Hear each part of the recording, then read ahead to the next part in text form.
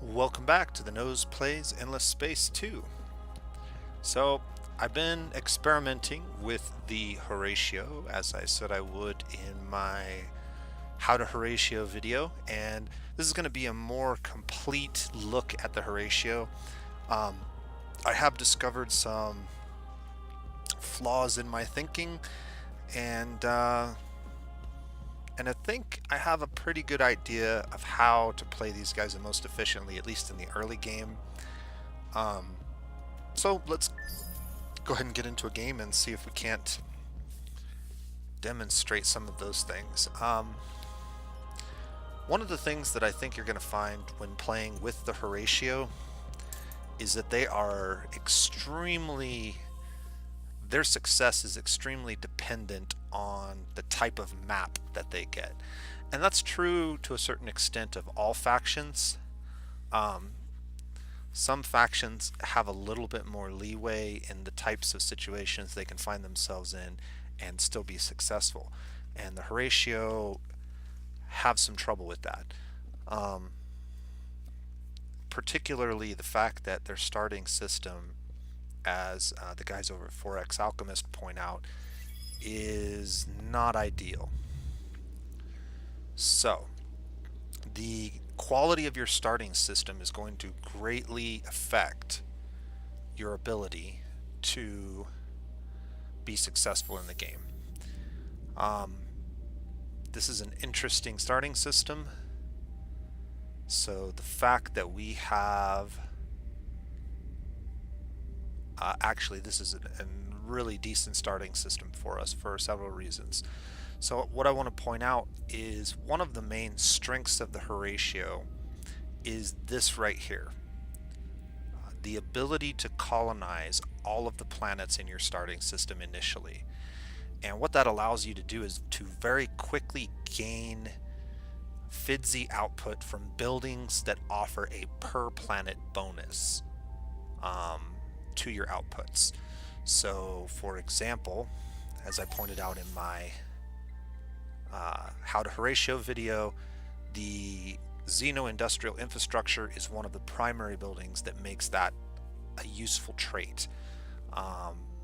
Public-private partnerships is another one, and then to a lesser extent, intensive cultivation, sustainable farms.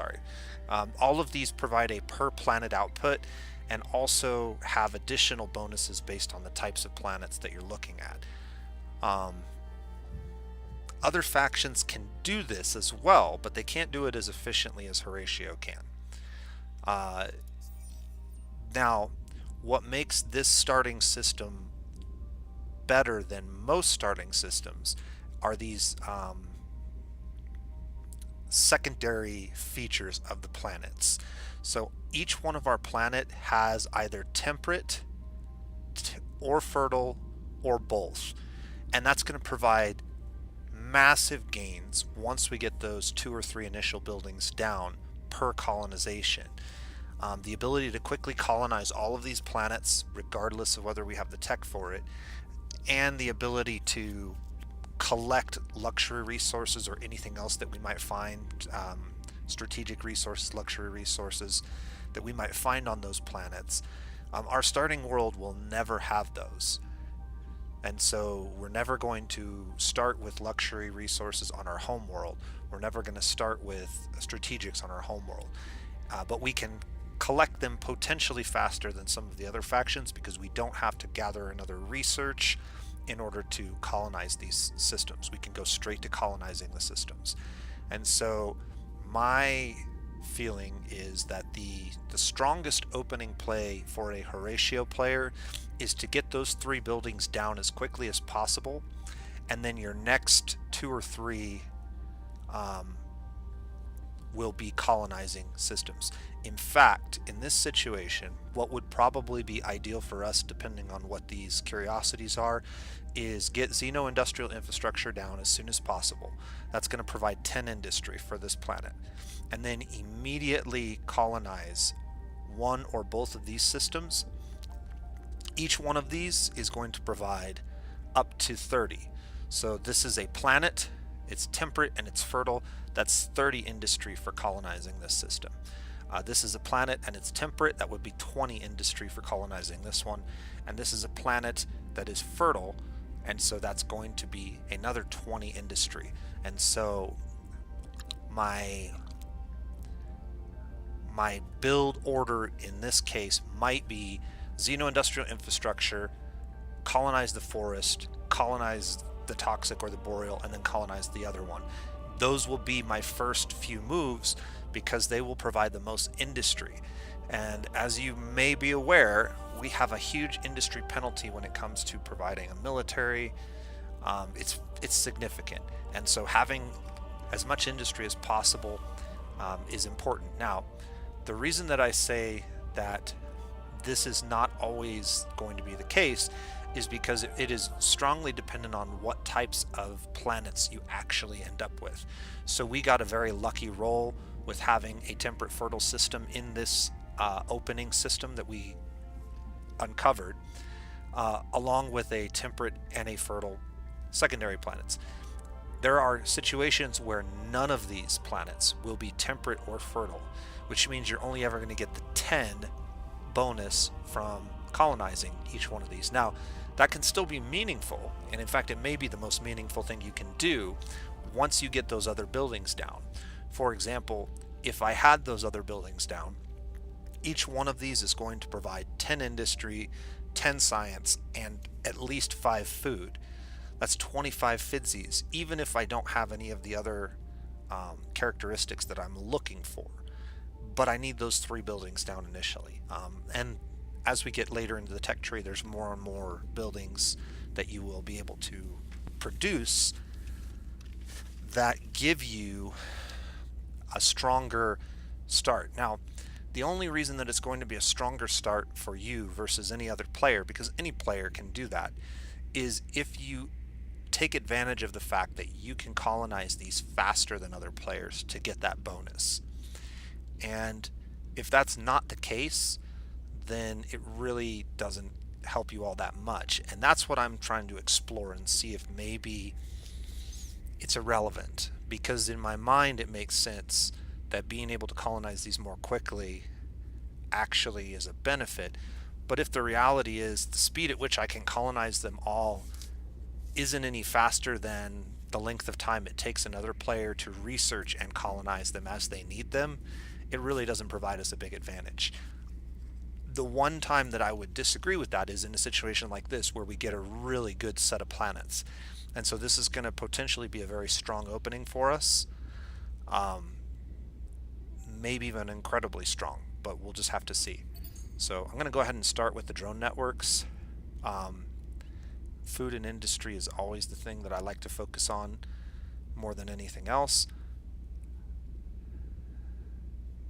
And since it only takes 4 turns to research, we'll have it done right around the time we get this done.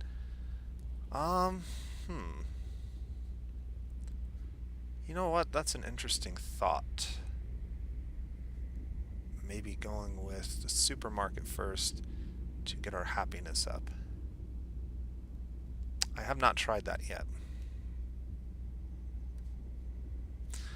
The bonus to going happy, if I remember, produces about 3 science, 6 dust, 1 industry, and a fair amount of food.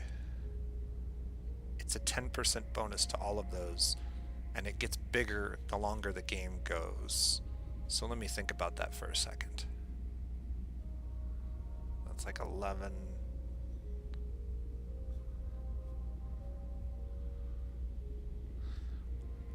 I think this might actually, because we're not at happy right now, be a more interesting build. I'm going to go ahead and try this. This might give us more resources because it will move us to a higher level of happiness or approval in our system. And when you have a higher level of approval, when you take one step up, you gain bonuses to food, influence, science, and dust. The cumulative bonus of all of those may outweigh the penalty.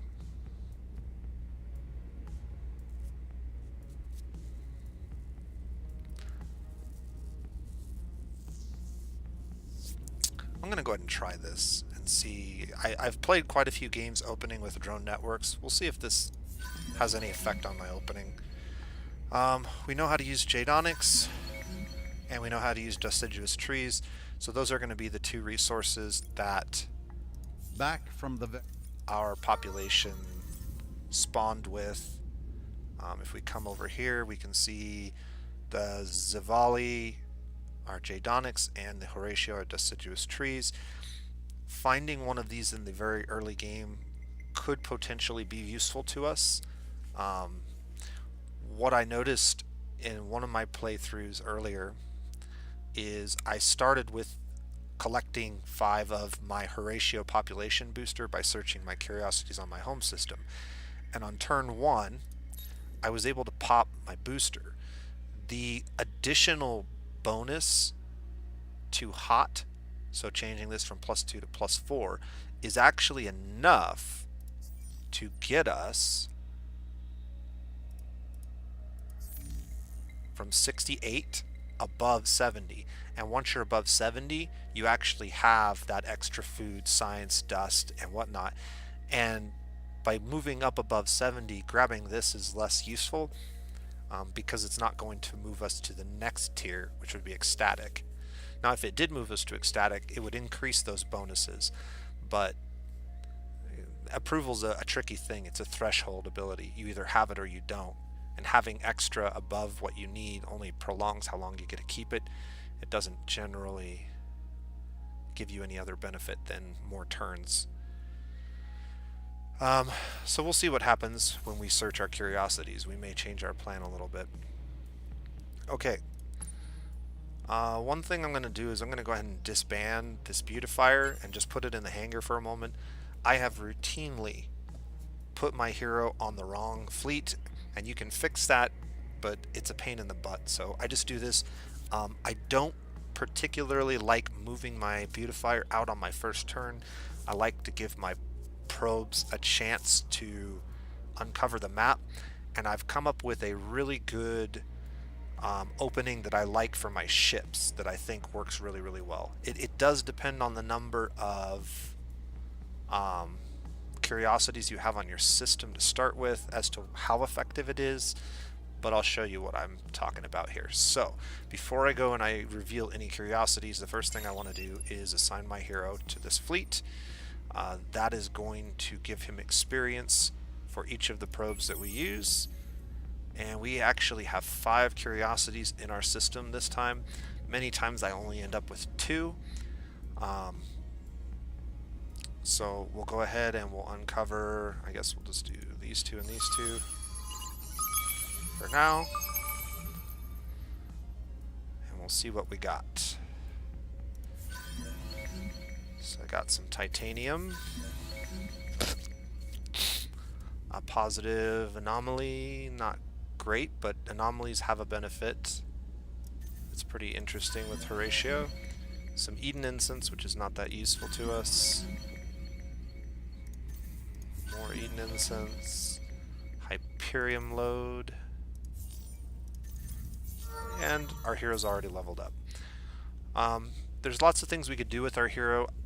Since I have a opening system with a fertile planet, and I plan on putting my first colony ship down on a system with at least 1 or more fertile planets, I'm going to go ahead and start with this. This is going to allow me to grow my population very quickly. It's going to potentially start me with plus 20 food minimum,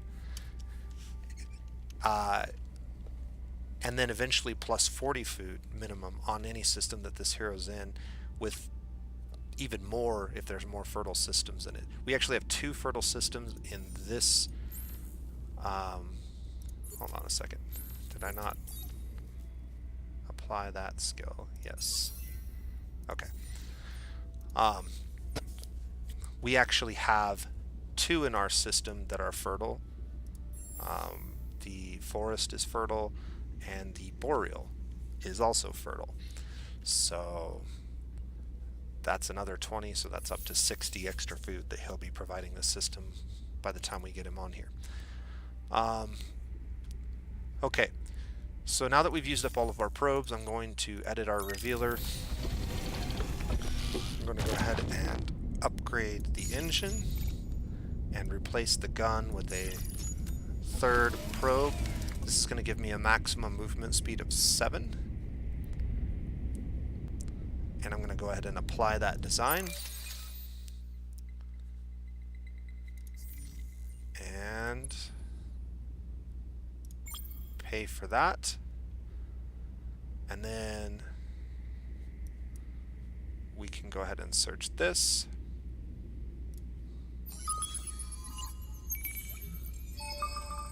Okay, Red Sang. Red Sang's interesting. Unfortunately, neither of these are the luxury resource that our populations use, so that's not good, but not terrible.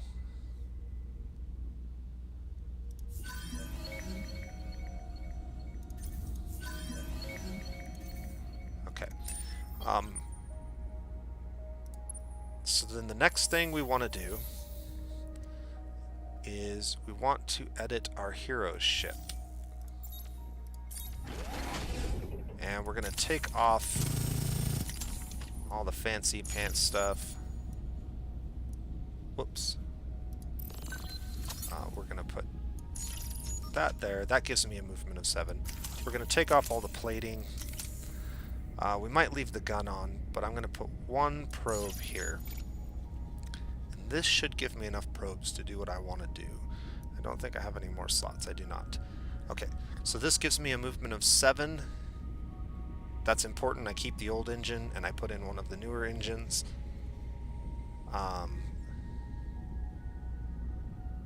Oh, this upgrade costs 51. Okay, I'm going to have to drop the gun in order to get this done. So we'll apply the design.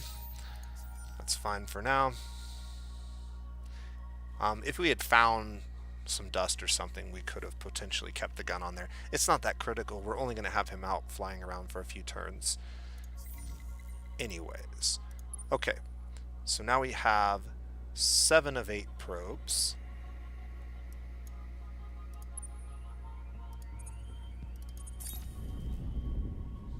Yeah. And so what we're going to do is we're going to launch a bunch of probes out. So the first thing we'll do is launch a probe out to each one of these lanes. So that's 4, 5, 6. Oh, maybe this way. 7. And this will give us a lot of information about what's around us. We don't have any movement left at this point, so we'll just put this fleet to sleep for now. And we'll move into... make sure we've done everything we can. We could not pop any of our population boosters. The Cram for Exam Act is an interesting choice. We'll get 9 science for the cost of a little bit of approval. Since we are not happy, losing approval doesn't really affect us until we go below content. So it's actually, at least for the first few turns, a good law to pass. That is not, however, correct if for some reason you're happy.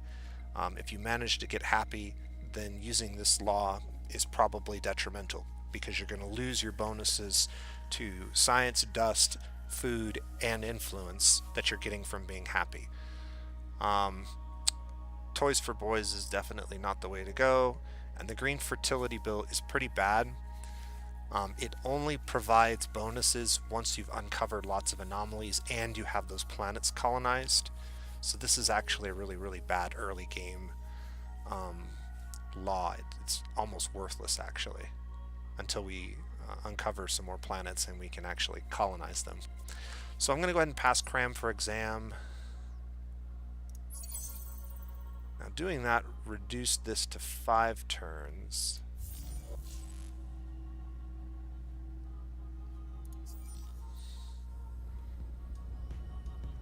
I'm debating whether to just go back to what we were planning on doing before.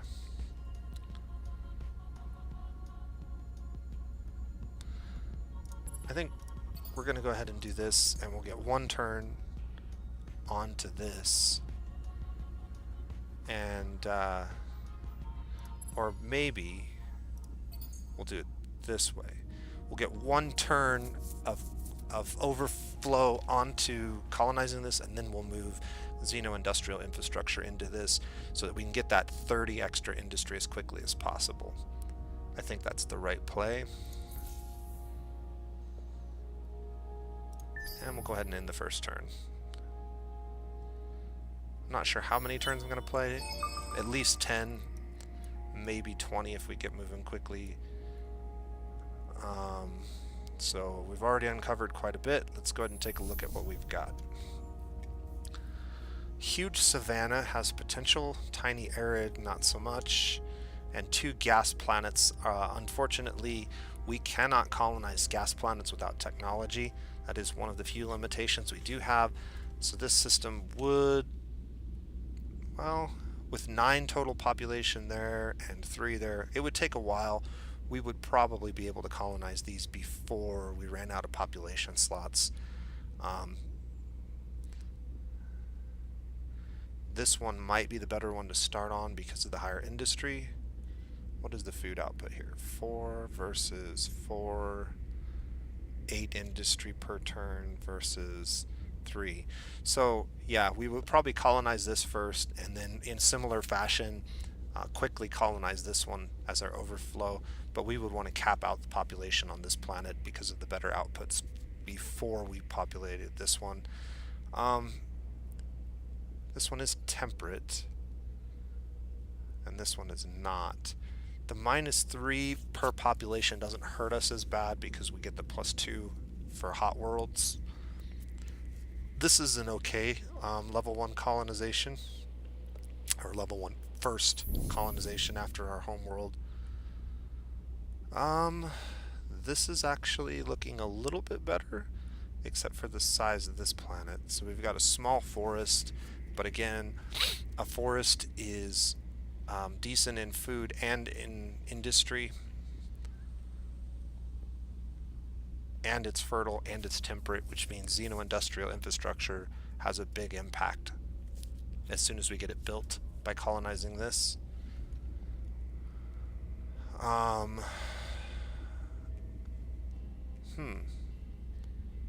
That is an interesting dilemma.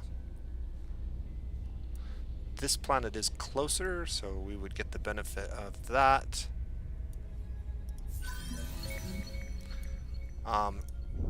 Having access to the lava planet is nice,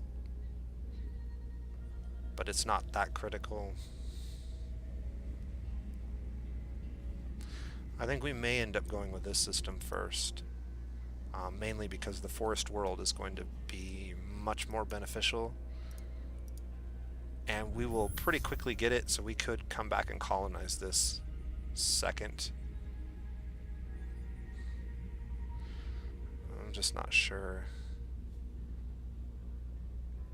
if the 8 industry is worth it. We also have some more scouting to do, but we do need to get our ships moving. So let's go ahead and get these guys over here. One good thing, your hero gives bonus movement, so even though our engines were only giving us a movement of 7, we actually have a movement of 8, which is quite nice for the very beginning of the game. So we'll go ahead and send these guys over here to search those curiosities. And dust-wise, we can create a new fleet with our beautifier. Um, One thing that I like to do early on is go ahead and upgrade to a second set of engines on my beautifier.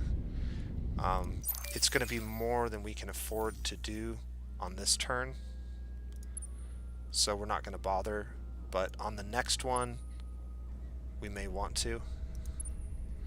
So if I click on that, yeah, I don't have the dust for it, 67. So it's going to take us 2 turns to get there. We would have a better chance of getting there quicker. And so what you'll want to do when you build your second beautifier is check the distance and kind of estimate if having an engine is going to get you there a couple turns sooner. If it does, it may be worth the dust if you don't have a better use for the dust at the time. Obviously our next beautifier will be built with the engine, so we can take it off if we want to build it faster, but I don't think it increases the industry all that much. Okay, not much else to happen this turn, so we'll end another turn, get some more data on what's around us. Tiny arid, medium ocean. Yeah, some interesting systems around us this time. Nothing super ideal. Ideal systems for Horatio tend to have lots of planets. So you're looking for systems with 5 or more planets because of the benefit of being able to colonize planets quickly and build them very, very tall, very, very quickly. Okay, so we were able to get here in pretty good time. Let's just take a peek at this system. There's some good strategics over here, but I don't think it's as good of a system for us to colonize quickly and get up and running fast. So I think we're going to go ahead and pass on it. We are going to go ahead and grab as many of these as we can.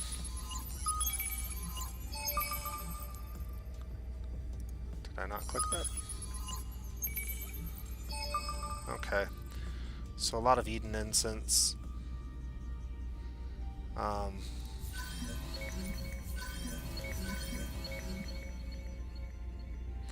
And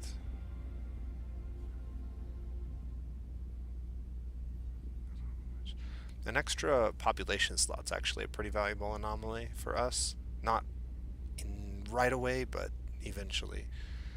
We're going to go ahead and colonize the forest planet, as I mentioned.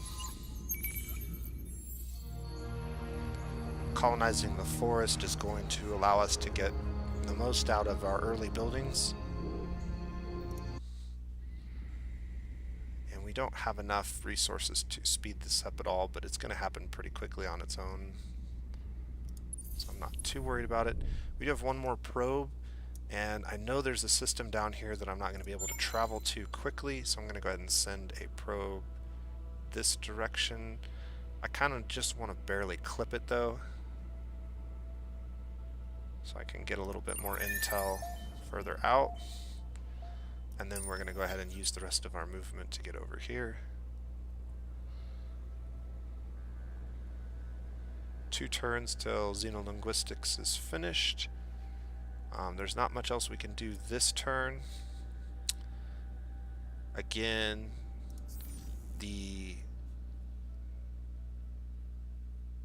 interesting.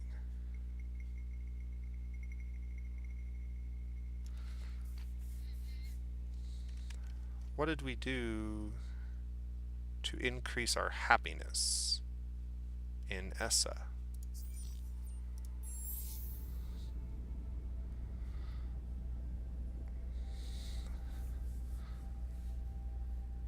Plus 50 from colony bays.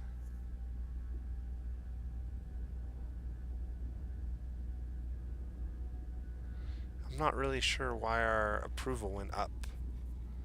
We were clearly at 68 before, and we've done nothing to increase it.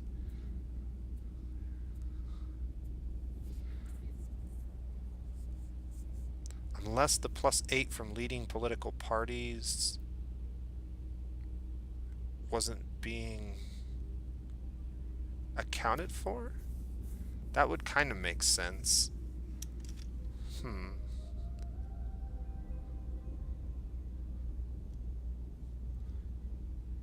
Oh, well, no.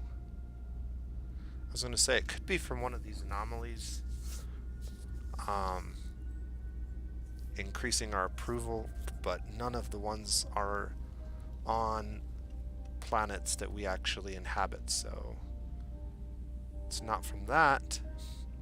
It must be from the political party. That's the only thing I can think of, is that +8 jumping up into our political party.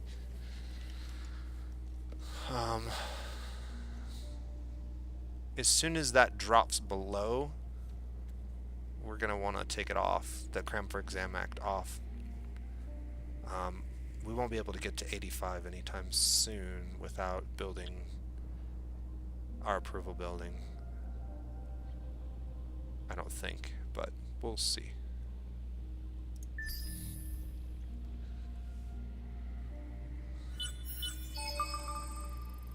Ooh. Okay, so endless planets are pretty cool if you can get them. Another forest and a huge barren, and Tor is a small tundra planet. Looks like the main boosts are to dust and lots of approval with some food. This system has some potential. Another forest world makes it another quick colonization. Tor gives it some value with the influence, and a huge barren. While barren worlds suck in the early game, in the mid to late game, once you develop the technology to terraform this, you can turn this into quite a fantastic world. And barren worlds tend to be larger in size, so when you turn a large barren into a huge barren into a huge fertile or forest world, the outputs get ridiculously good and you have a lot of population slots. So this might actually turn out to be a decent colony. There are no more curiosities here that we can search. There is a subterranean curiosity on this world, but we can't get it right now. So we're going to go ahead and continue our movement down this lane. And we found another player. Alright, so the 2 points into this, he's just about ready to go back onto our starting system. But we need to wait 5 more turns. So we'll see if we can't search enough curiosities to gain 1 more level.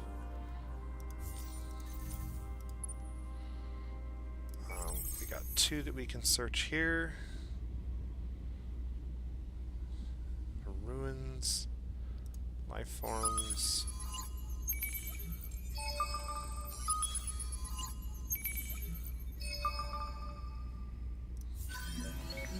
So we got Eden Incense and Titanium Enhancer.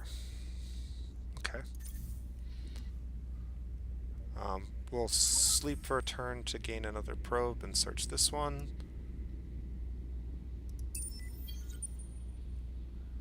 We have met a Siphon player. This is a colony ship. So they may be setting down a colony here very soon, which means that their starting system probably is just right over here somewhere. Being next to the Siphons is interesting. Siphons don't tend to be super aggressive, but they have much better ships than we do, potentially, and so that can be problematic because we have trouble building good ships to begin with. We'll see. And another turn.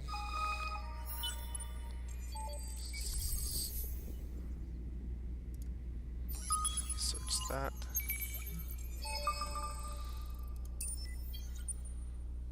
Alright, he's moving this way. I don't like that he's forward settling us. And I would really prefer him not to get over here and take this system. But that might be exactly what he ends up doing. And I'm not sure that there's a lot we can do about it.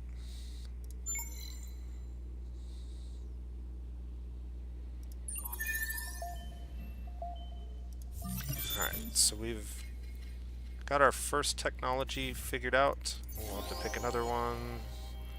We've unlocked the deed. Be the first to produce 100 dust in a single star system. We probably will not win this, but if we do, the reward is actually quite nice. Drone networks are completed. We need to choose a reward. I think we're going to go with the industry reward. It is the strongest reward of the three and the strongest chain of events you can take in terms of getting things that are useful. This is actually pretty useful if you find yourself around a lot of miner civs. So if you happen to find yourself in a location where there's a lot of miner civs and you started with some good luxury resources that you can get onto quickly, I think this can actually be quite strong. But in our situation, I don't see... I just think the industry is going to be better. We already have a fair amount of industry though, so we'll go with the industry. The industry is the strongest choice. Getting this building up in our home system where the populations are going to be quite large because they're good planet types can be really fantastic. We've already done what we need to with him. Found another asteroid field. Welcome to the Siphonity. Okay, yeah, we know the siphons are here. And some loot.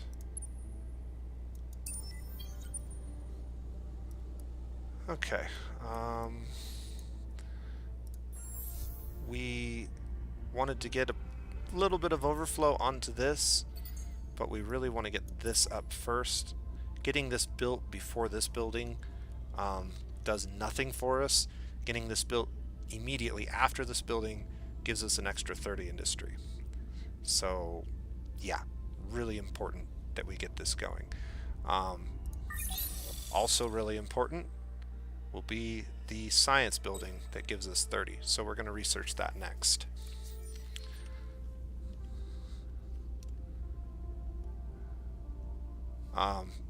We're at about the limit of what we can tolerate in terms of approval penalties.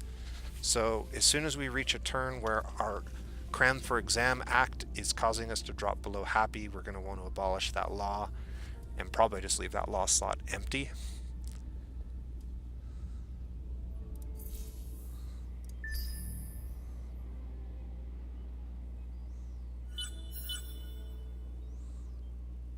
Looks like there's a minor civ over here. So that could mean that they're over here, or they could be even further down this.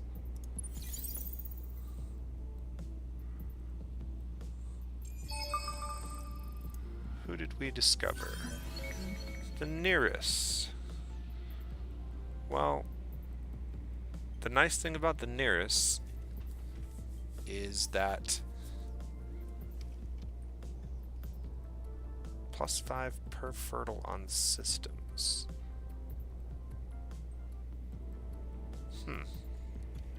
So every fertile system with a nearest on it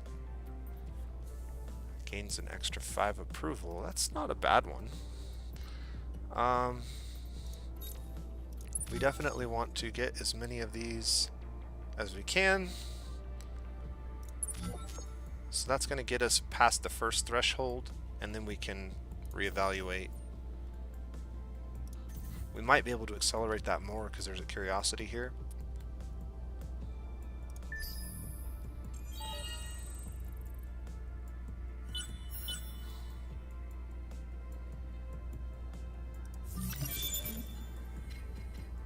that was a very quick research.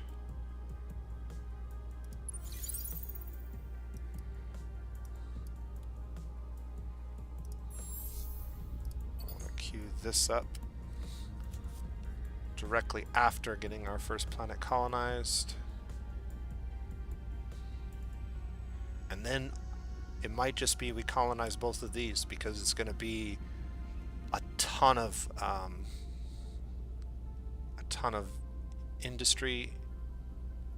Yeah, this one's going to be much shorter, and a ton of science for getting these colonized. And that's what I'm talking about, the ability to just grab these colonizations as quickly as we can.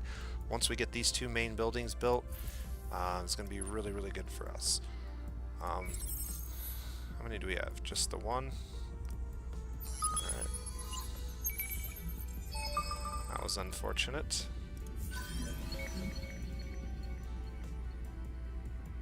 That's a really bad one. Okay, well, not much we can do about that. We do have some extra probes that we can send out. So let's try maybe something like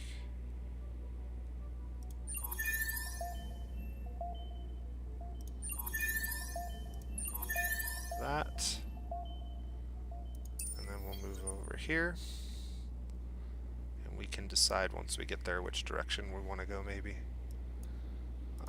Let's take a look. We're still at happy.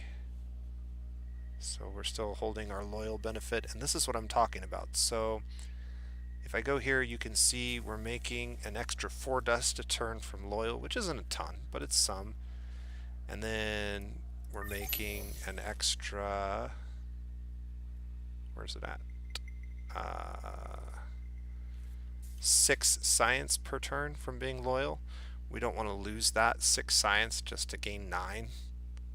That's why I'm telling you, with the Cram for Exam Act, if having the Cram for Exam Act takes you out of happy, you're better off staying happy than keeping the Cram for Exam Act running, because you're going to lose most of the science from the bonus, which is equivalent roughly to what you would be getting from Cram from Exam, but you're also losing the food, the influence, and the dust, so it's not worth it. Next, because we are going to be rapidly doing our buildings, we want to grab every building that's going to benefit us from colonizing all those planets. So we'll get that one next. That won't take very long. And actually, it's going to take more than 3 turns. So maybe we look for something else that's going to be more useful while we're waiting, because we're going to need time to get the other ones built first anyways.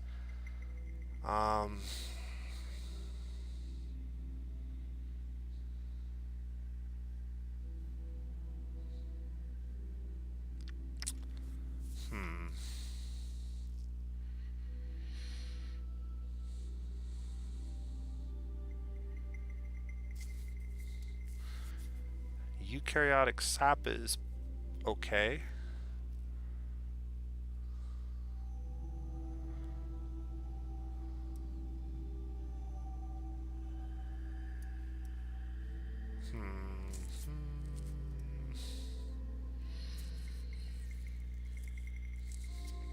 We're not really gathering anything, so moving into this tree doesn't make a lot of sense to me yet. Baryonic shielding kind of makes sense to me.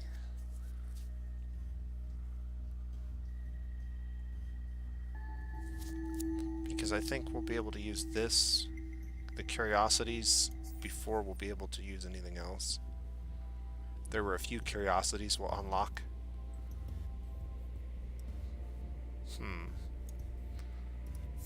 So if I do this first and that second, that'll be 8 turns. That's probably more reasonable, because it's going to take us at least 8 turns to get through these.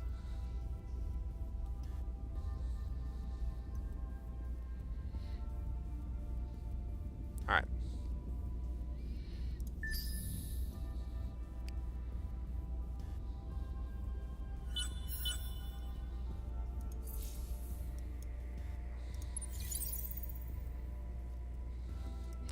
So what did we discover here? Is this worth traveling down to? It looks like there's at least one curiosity here. There is. And we can make it this turn, so we'll go ahead and head down there. Search that. Get some more Hyperium.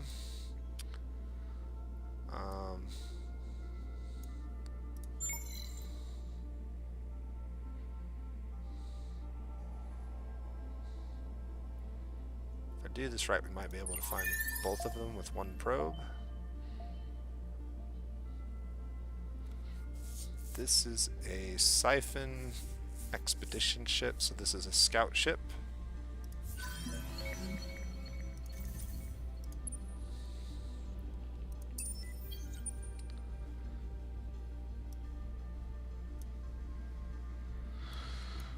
Okay. Still holding 70.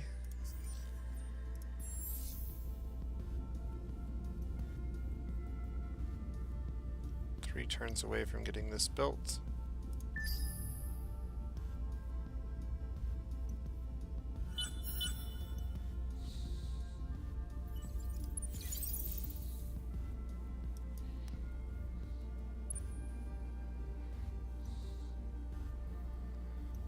Nothing at Quorum, and we can see over here the Siphon homeworld. We'll save our probes for now. Looks like they've uncovered all the curiosities on their planet.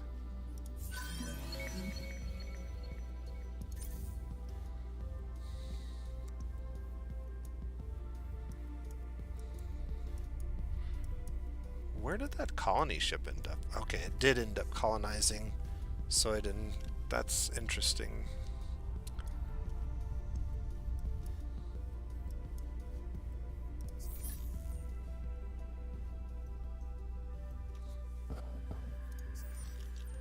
Are we actually collecting Eden Incense? We are. So, how are we collecting that? Is it from this? It is. So colonizing this actually starts collecting from it, huh? That's good to know. I was unaware of that. These ships are cargoing 30 food. How much food do we need total? So each ship is taking off 2 turns. Alright, so it won't take too much longer. We're going to definitely want to get a second beautifier up here soon.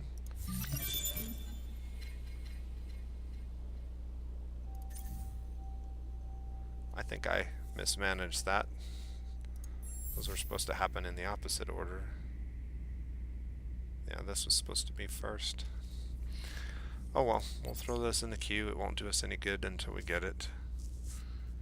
This is why I said getting baryonic shielding now would allow us to search curiosities now, while by the time we get through all the stuff we're trying to get through,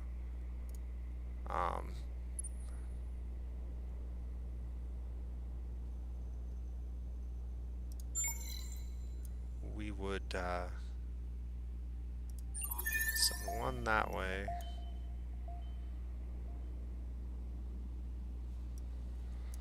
Maybe we send 2 that way. So that's 1.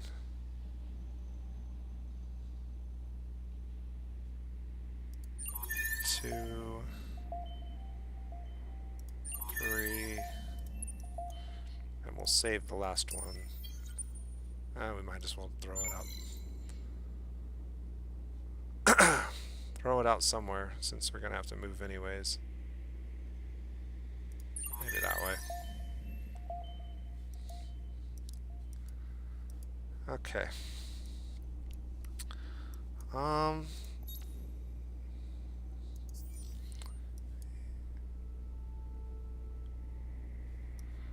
think this is definitely our next settle. We could really use another scout ship at some point here. And it has been 5 turns, so we could confirm him to come back to this planet. That would greatly increase our food output there. But it would force him to be there for quite a few more turns. I really want to start him out on my first system. If I colonize a system that has a fertile planet, I like to wait and get my hero leveled up as much as possible, and then as soon as that colony comes up, go ahead and move my hero there so that he gets the population growing much faster with his 40 extra food. So that's what I think we're gonna do. Well, that was silly. I should have waited to push that button before.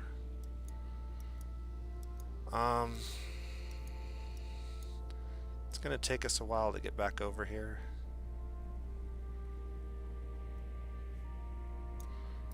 But I think that's what we're gonna do because we don't really have anywhere else to go.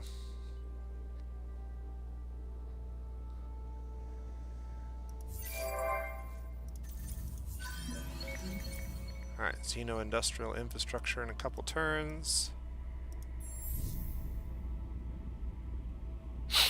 And this will be less than 9 turns.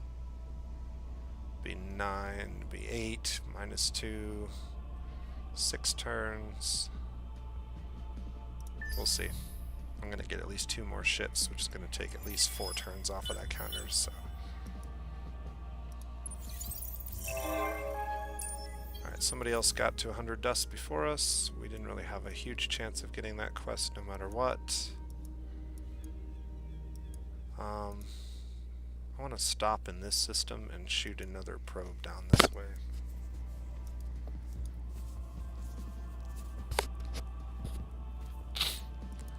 Maybe a couple probes. Alright, we're going to colonize this system very quickly. Oh dear. They are blockading us. Yeah? Why are you knocking around? We do not have the influence to close our borders. And we don't really have borders anyways. This is a problem. They could intercept our food, which is going to take this system longer.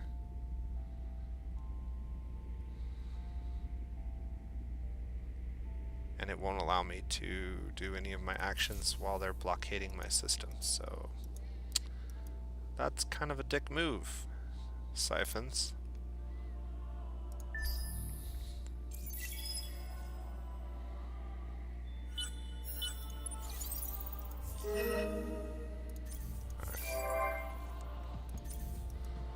Relationship with the Siphons is souring.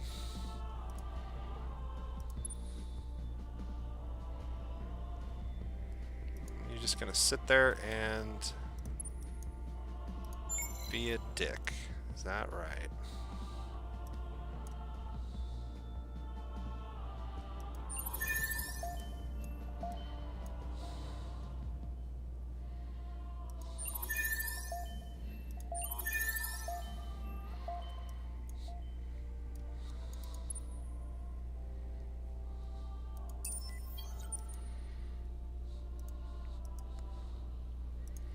I don't really have any good way to move these guys off of here. And now it's going to take us 32 turns.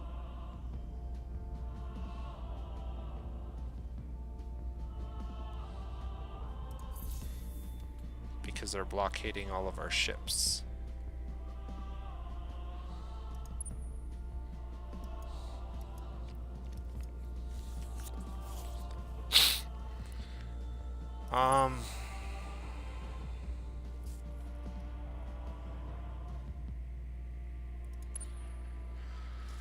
So we have a couple of options. One, we could move our hero back as a fleet, re-equip him with weapons, fly over here and push him off. That might be the best way to deal with this. If we unassign him, we can reassign him onto our other system.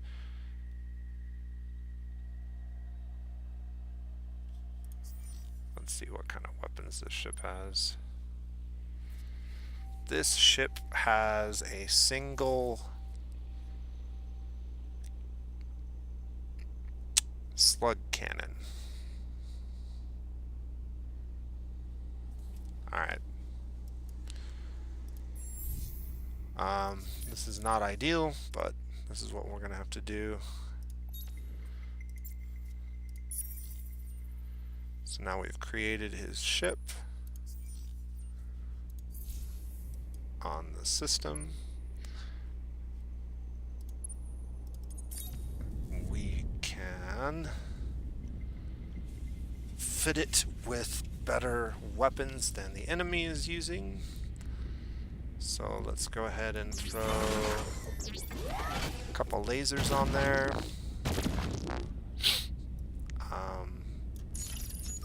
A second engine maybe.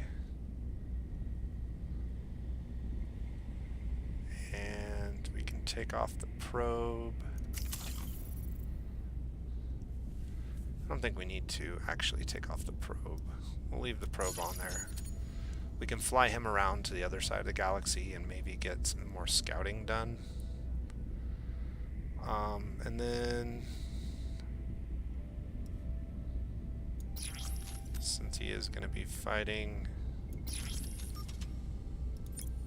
17, that's a 23% reduction to damage from kinetics.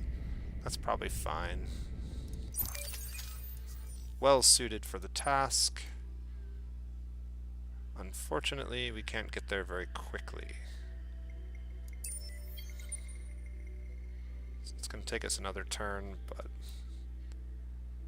we'll be able to push this ship off of here for sure, and maybe be annoying to him as he has been to us.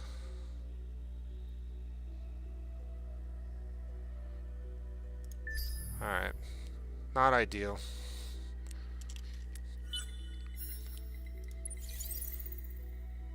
But we're getting closer to being able to produce the kinds of ships we want.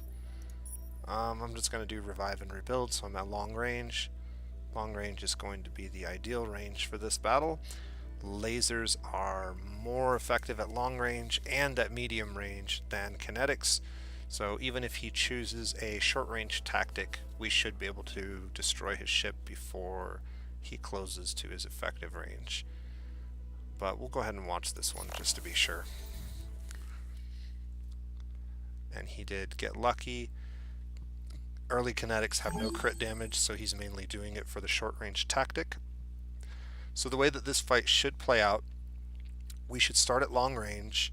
He will do almost no damage to my ship at long range between my defenses and his range penalty, his accuracy penalty.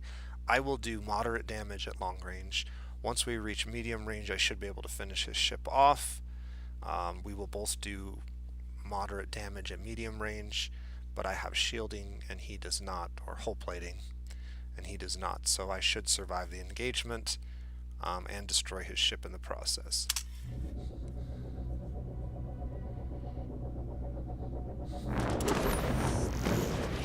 We'll go ahead and turn this on and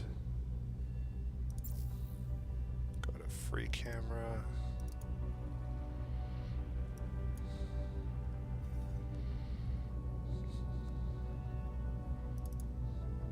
So this will be a good way of seeing how we're doing damage-wise, and you can see my shots when they hit him are doing a significant amount of damage, but not a lot. We'll go ahead and speed this up a little bit. So he's hit me a very, very small amount.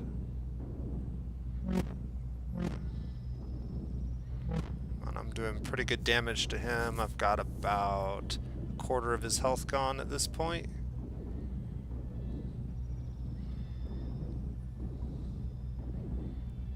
And I believe we've moved to medium range. So So moving to medium range, we're both doing effective damage at this point. He's starting to deal more damage to me because kinetics are pretty decent at medium range, but because I had such an early lead moving into this phase from all the damage I did at long range, he won't be able to destroy me before I destroy him. My shielding's also helping a little bit.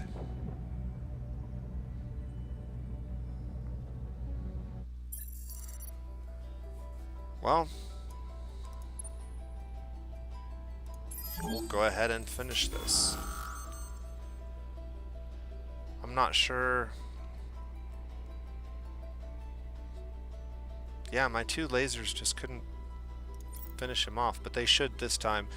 Because he has such small health, he won't do damage in that first phase, and I'll finish him off, but it was a little surprising.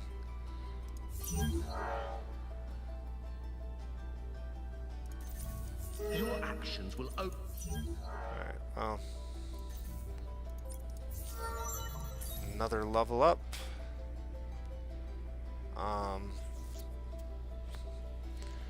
So, the approval on the system can be really good. It can also be worthless. It just depends on the system and what you're doing. The 5% food. Because food actually stacks quite nicely with these guys, 5% actually grows pretty quickly. But this provides food and industry is more valuable than food. Unfortunately, it takes a while before this gets useful. So, I'm not really sure which of these two are the better choice. I think this is ultimately the better choice, even though this provides industry. The way I'm going to use this hero by putting him on newly acquired systems means that the amount of industry is going to be very small, and by the time it gets good enough, I'm probably going to move him to another system where it's not useful. So I'm going to go ahead and throw it over here. His main purpose is to get the population of a system going, not so much provide a bunch of industry. Okay, and so now that we've cleared this, he's actually got a colony started over here. He just put another one. There's an outpost on this, and this planet's been colonized. So what we're going to do is we're going to go blockade this, similarly to what he did to me, and prevent it from actually becoming a colony. And at the same time, we're going to build one of these, probably after we finish that.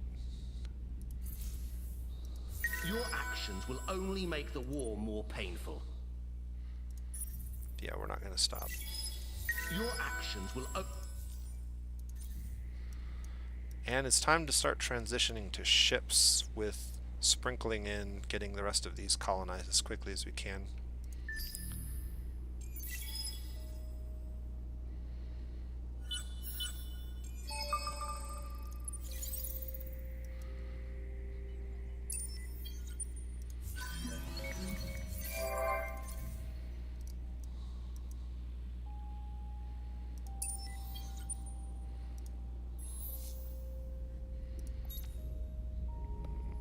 Okay, I have enough that I can use this here, but in 3 turns this is going to be a lot cheaper, so we'll wait the 3 turns and see where we're at.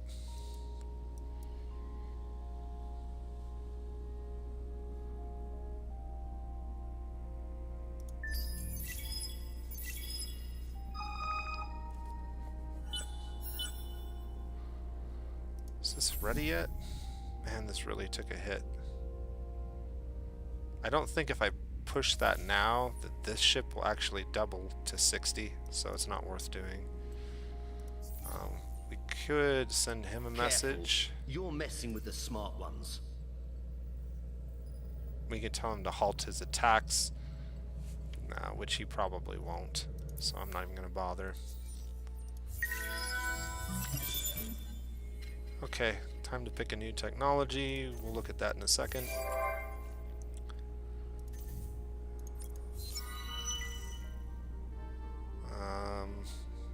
objectives, search for curiosities. Yes, we're working on it. We did uncover one here that we could grab now, but I'm not going to detour. We want to get to this Nolin and then out this way.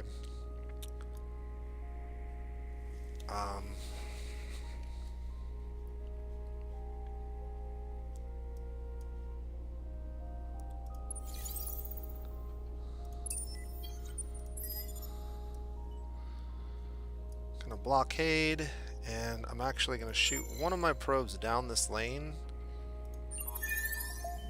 and that might give us some vision of his incoming fleets if he has any. And then we're just gonna stay there for now.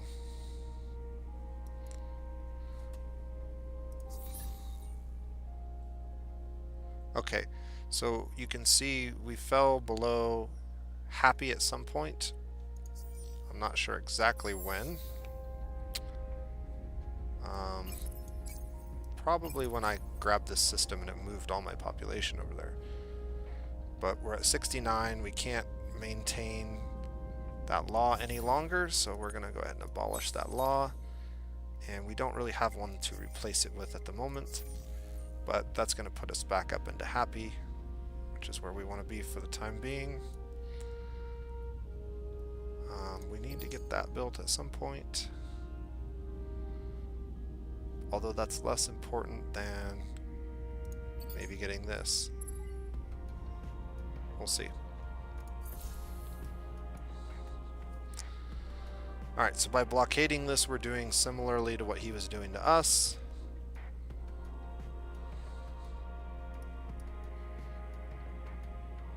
And we should be starving this system out, potentially preventing it from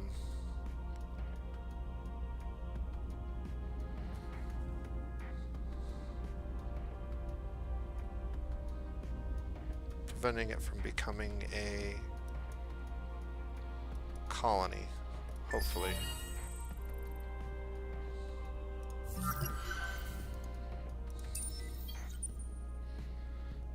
I might actually have to invade. I'm not sure how the...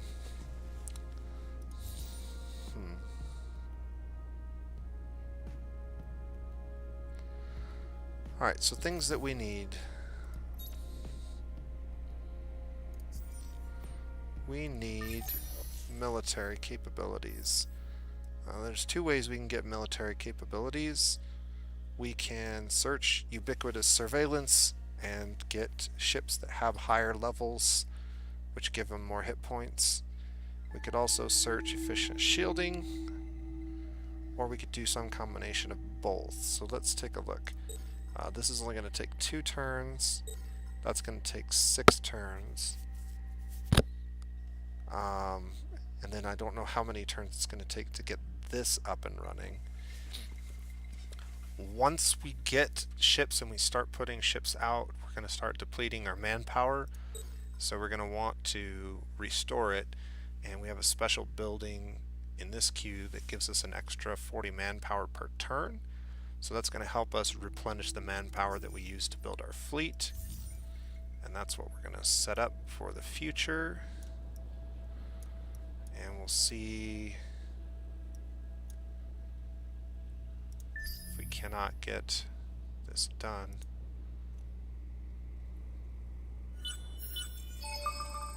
Why is this taking so long?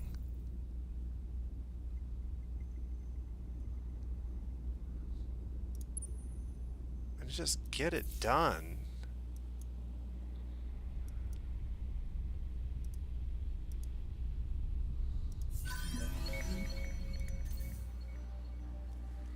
Okay, another endless planet out in the middle of nowhere. I'm not sure if this is gonna work.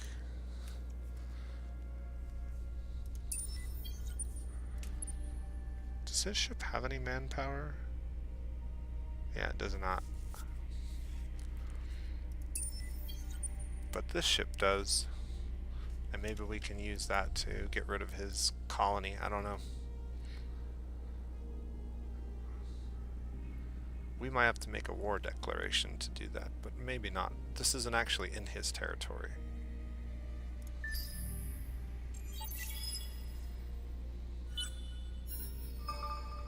Alright, that's good. Another endless planet. Already colonized by somebody.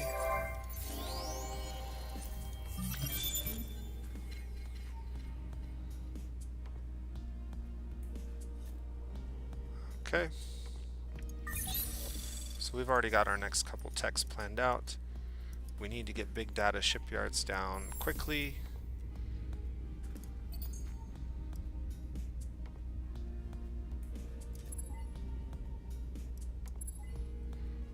So I can move that up to there. That'll only take one turn to get down.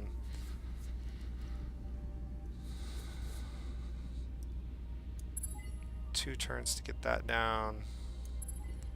Several more turns to get that down. We're at 5 turns till we get efficient shielding. What can we get done in 5 turns? We can get all of that done in less than 5 turns and get 1 turn of production onto the next colonization, and then we'll see from there.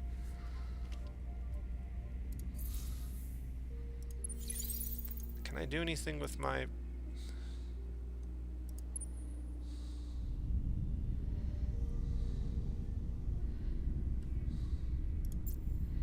I cannot do anything with my invasion. Okay, so that was kind of a waste of a couple turns. We'll just get this revealer over here and hope that he is unable to get this up and running.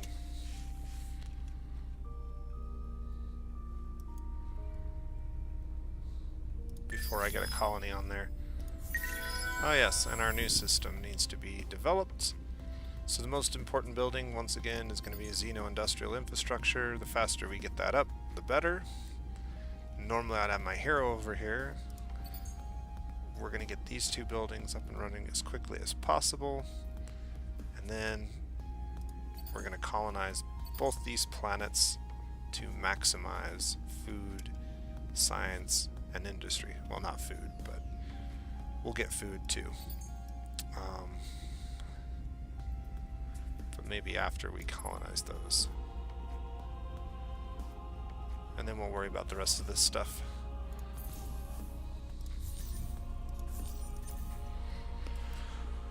Alright, we're just about to turn 20.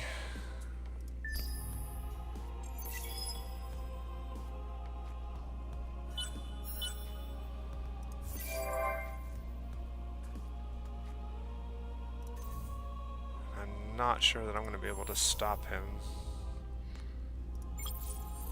from gaining this colony. It's going to take me 2 turns to get there. Oh, that's unfortunate.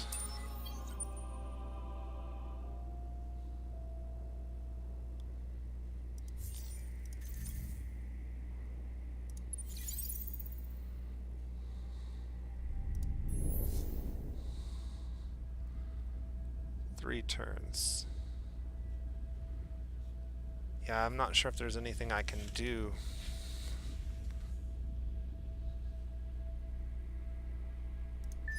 This may have been a futile effort.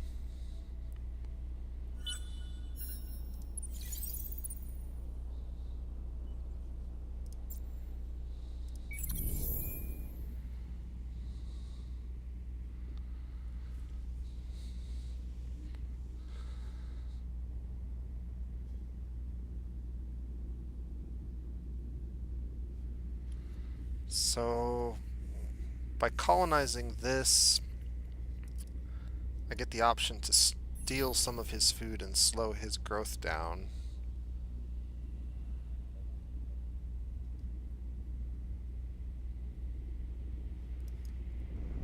I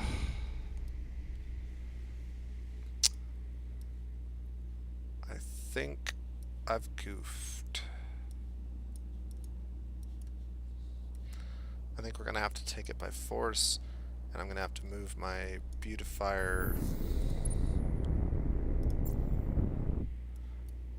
over here, because I think if I colonize that, and he ends up getting it before I do, he's just going to own it. He's going to own both of them, and that doesn't do me much good. So, shucks.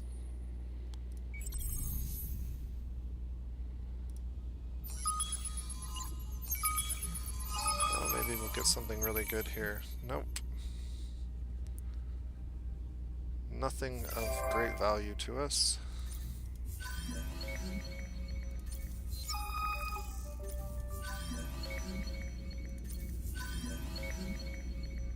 Lots of Eden incense.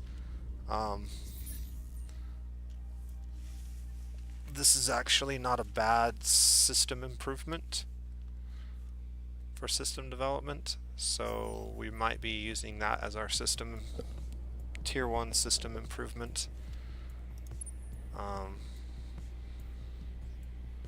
We've got all of that done, but we can go ahead and send out quite a few probes here. So maybe something like that, and that, and that. And then we'll head over this way with that ship. And with that, I think we're going to wrap up this video for today. I definitely made a couple of mistakes, but I think you can see what I'm talking about with these guys in terms of their ability to accelerate by colonizing planets using those core buildings that I showed you.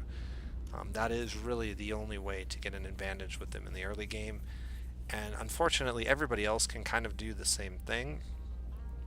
You can just potentially do it a little bit faster because you don't have to wait for the research for things like toxic planets or lava planets, which take a while. So you can get those bonuses, those per planet bonuses, a little bit quicker.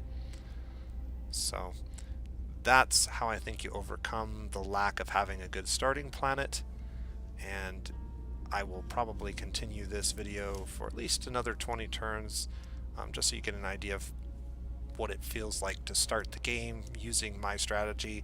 If you have a better strategy or you have a better idea of how to use these guys, feel free to leave some comments in the comments section and let me know your best tips or advice.